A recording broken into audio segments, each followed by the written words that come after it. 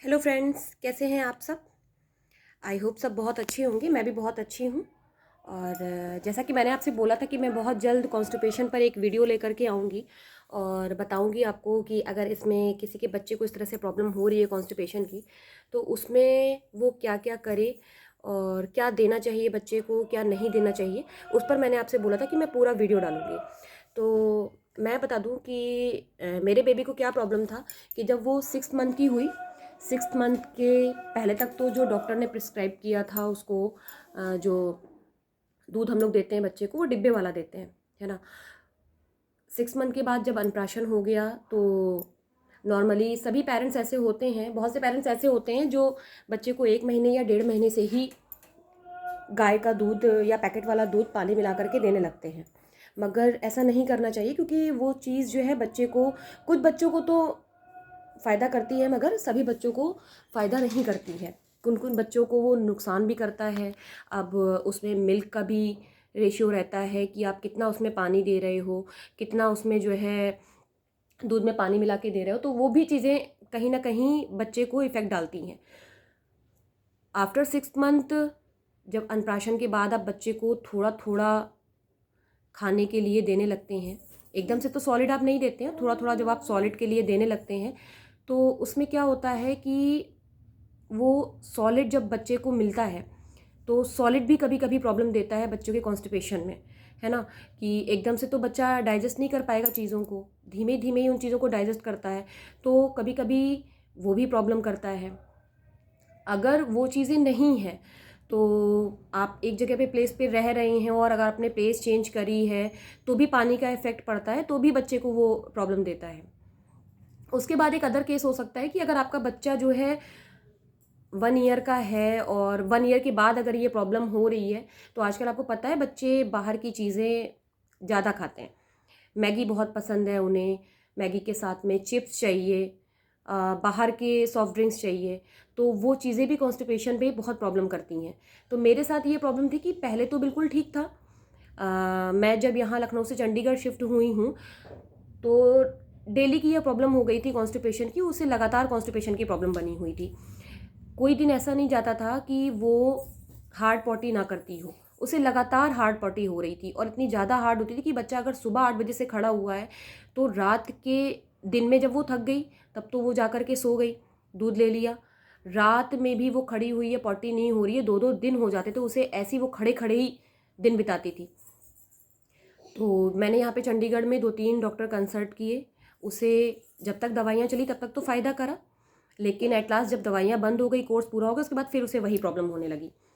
तो फिर मैंने क्या किया, यहाँ पे चंडीगढ़ में एक जेपी हॉस्पिटल है, वहाँ पे मैंने चाइल्ड स्पेशलिस्ट को दिखाया। उन्होंने मुझे बताया कि बच्चे का बिल्कुल भी बाहर का जो भी खाना पीना है वो आप बिल्कुल बंद कर दीजिए, है ना। जैसे बच्चा अगर चिप्स खा रहा है, फ्रूट्स ले रहा है, फ्रूट्स नहीं, ड्रिंक ले रहा है अगर बाहर से, जैसे ये फ्रूटी वगैरह आती है वो ले रहा है, बिस्किट अगर बाहर के खा रहा है, तो आप वो सब चीज़ें बिल्कुल बंद कर दीजिए बच्चे की। और बच्चे की डाइट में अगर कॉन्स्टिपेशन की प्रॉब्लम है तो आप बनाना बिल्कुल भी मत दीजिए और उसे पोटैटो भी मत दीजिए।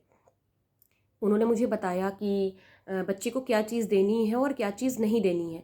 तो देने में इन केस ये है कि आप बच्चे को फ्रूट्स दीजिए, फ्रूट्स का जूस मत दीजिए, फ्रूट्स दीजिए, वेजिटेबल्स दीजिए, पोटैटो बिल्कुल नहीं देना है आपको।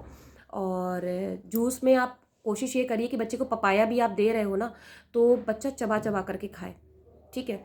रोटी दीजिए, राइस नहीं देना है बच्चे को। फ्रूट्स में सारे फ्रूट्स आप दीजिए बट बनाना मत दीजिए बच्चे को, ठीक है। और आपको क्या नहीं देना है, जैसे आपको मैंने बोला फ्रूट्स दीजिए, फ्रूट का जूस निकाल करके आपको नहीं देना है, ठीक है। तो जूस आपको नहीं देना है, ऑयली चीज़ें आपको नहीं देनी है, ज़्यादा फ्राइड चीज़ें नहीं देनी है बच्चे को। और बाहर का अगर बच्चा खा रहा है, यानी कि चिप्स हो गया है, फ्रूटी हो गई या चॉकलेट्स हो गई, बहुत सी और चीज़ें हैं जो बाहर की हैं, तो वो आपको बच्चे को नहीं देनी है अगर आपके बच्चे को कॉन्स्टिपेशन की प्रॉब्लम है, ठीक है। और दूसरा, आप डॉक्टर के कंसल्ट में रहिए, डॉक्टर जो दवाइयाँ बता रही हैं उसे आप प्रॉपर बच्चे को टाइम टू टाइम दीजिए। जैसे मुझे जो गग्गू के लिए जो सिरप बताया डॉक्टर ने पॉटी के लिए, वो 1 मंथ के लिए लिखा है और 14 डेज़ बाद मुझे उन्हें दिखाने के लिए भी जाना है। मैं आपको बता दूं, मैं यहाँ जेपी हॉस्पिटल में दिखा रही हूँ चाइल्ड स्पेशलिस्ट को। अगर किसी के भी बच्चे को ऐसी कोई प्रॉब्लम है तो आप होम रेमेडीज़ भी कर सकते हैं। मैंने होम रेमेडीज़ भी बहुत करी हैं गग्गू के साथ में, जिसने जिसने मुझे जो भी बताया घर पे करने के लिए, मैंने वो चीज़ भी ट्राई करी, मगर मेरे बच्चे को कुछ भी फ़ायदा नहीं हुआ। एट लास्ट मैंने जो है डॉक्टर को दिखाया और अब उनकी दवाइयों से इसको फ़ायदा है। तो उन्होंने इसको 2 तरह के सिरप दिए हैं। एक सिरप है इसकी पॉटी को, यानी कि इसके स्टूल को सॉफ्ट करने के लिए, वो मैं सुबह और शाम देती हूँ। और एक है सिरप इसकी डाइट के लिए है, ताकि बच्चे को भूख और लगे और अच्छे से खाना डाइजेस्ट हो जाए। ठीक। और उन्होंने एक टॉफ़ियाँ लिखी हैं बच्चे को, वो स्पेशली स्टूल के लिए ही हैं। सुबह में देती हूँ और मैं शाम में देती हूँ। तो और उन्होंने साथ में बोला, अगर आपके बच्चे को प्रॉब्लम हो रही है, अगर आप होम रेमेडीज़ कर रहे हैं, तो उसके साथ आप एक चीज़ और भी कर सकते हैं। बच्चे को नहलाने से पहले आप टब में हल्का सा गुनगुना पानी डाल दें और उसमें आप अपने बच्चे को बैठाएं। 10 से 15 मिनट बच्चा बैठेगा तो जो उसकी पॉटी की जगह है ना, वो सॉफ्ट हो जाएगी। तो उससे भी बच्चे को बहुत रिलैक्स फील होगा पॉटी करने में। अगर आपके बच्चे को ऐसी प्रॉब्लम है तो प्लीज़ आप होम रेमेडीज़ तो करिए। अगर आपको लगता है कि 10 दिन 15 दिन करने के बाद भी आपके बच्चे को ये चीज़ें फ़ायदा नहीं कर रही हैं, तो आप जो है डॉक्टर से कंसल्ट करिए। क्योंकि मैं चंडीगढ़ में शिफ्ट हुए मुझे 9 मंथ्स हो गया है, और 9 मंथ्स में मैं 4 डॉक्टर को तो दिखा चुकी हूँ, सॉरी 3 को दिखाती हूँ, और 3 को दिखा चुकी हूँ, और ये मेरे चौथे डॉक्टर हैं जेपी हॉस्पिटल में जिनको मैं दिखा रही हूँ, और उनकी दवा फ़ायदा भी करी है। अब एट लास्ट तब पता चलेगा जब दवाइयाँ बंद होने के बाद भी ये प्रॉपर उस चीज़ पे रहे, मतलब पॉटी वो स्टूल जो है आसानी से डिलीवर करती रहे, तब तो ठीक भी है। अदरवाइज़ फिर से अगर वही प्रॉब्लम होगी तो उन्होंने बोला था कि आगे फिर जो भी होगी दवाइयाँ वो आगे कंटिन्यू रखेंगे। फिलहाल अभी तो इसको बहुत आराम है। मैंने 9 मंथ से ये चीज़ें देखी हैं। बच्चा बहुत परेशान हो जाता है, वो जब स्टूल पास करता है तो उस समय बच्चों के कट भी लग जाते हैं और कभी कभी ब्लड भी आ जाता है, ये भी है। तो अगर ब्लड भी हल्का फुल्का पॉटी में आ गया है, स्टूल हार्ड है, तो उसमें भी आप घबराएं नहीं, क्योंकि वो पॉटी पास करते समय जो है कट लग जाते हैं, तो उससे बच्चा घबरा जाता है। और कभी कभी ऐसा भी होता है कि नेक्स्ट टाइम अगर बच्चे का स्टूल सॉफ्ट भी होता है ना, तो कट की वजह से बच्चा उसे स्टूल पास करने में डरता है ना। तो आप कोशिश करें कि बच्चे को पॉटी बैठा के ही कराएं, क्योंकि मैंने जो जो प्रॉब्लम फेस करी है मैं उस चीज़ को वीडियो में डाल रही हूँ, आपके साथ शेयर कर रही हूँ। ठीक है। और अगर फिर भी आपके बच्चे को होम रेमेडीज़ करने के बाद भी आपके बच्चे को परेशानी हो रही है, तो प्लीज़ कंसल्ट करिए अपने डॉक्टर को।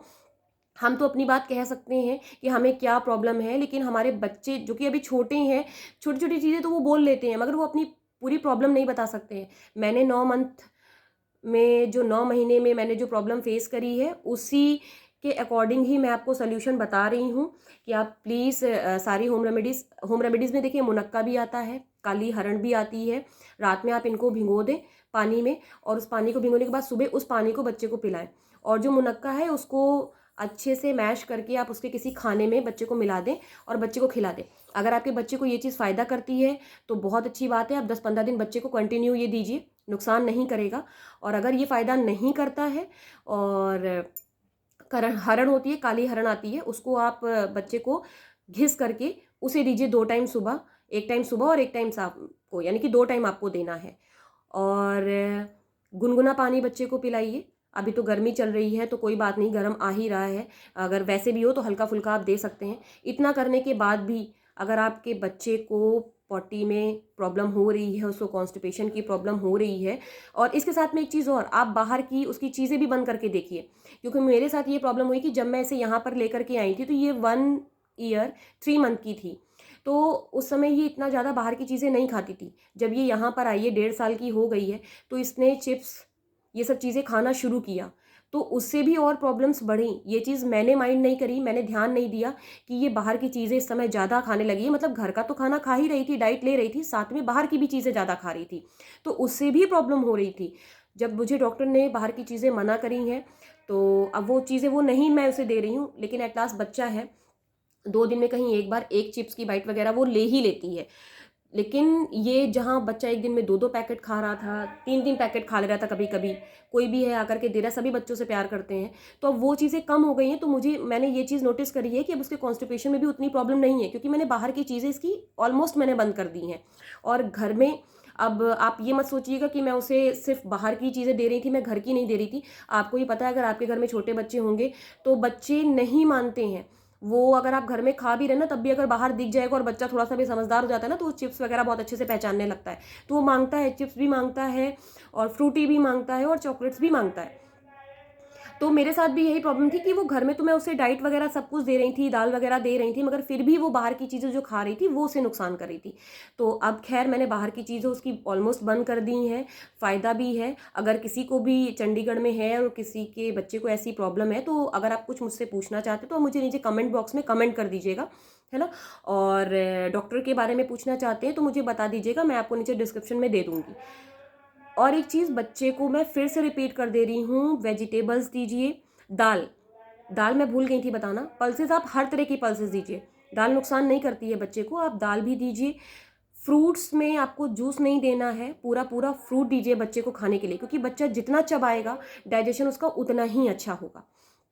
ठीक है, तो अगर आपकी तरफ से कोई क्वेरी हो और आपके बच्चे को भी ऐसी कोई प्रॉब्लम हो तो प्लीज़ आप मुझे कमेंट करके बताइएगा। और कैसा लगा आज का वीडियो ये भी आप मुझे कमेंट बॉक्स में कमेंट करके ज़रूर बताइएगा।